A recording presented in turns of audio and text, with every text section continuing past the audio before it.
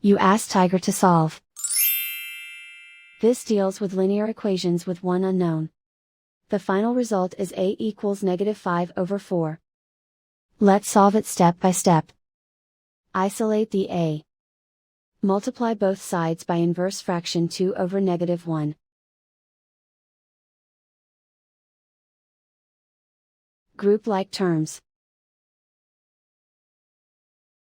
Multiply the coefficients.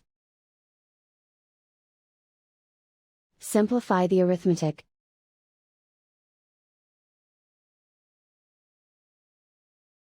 Multiply the fractions. Simplify the arithmetic. And so the final result is a equals -5/4.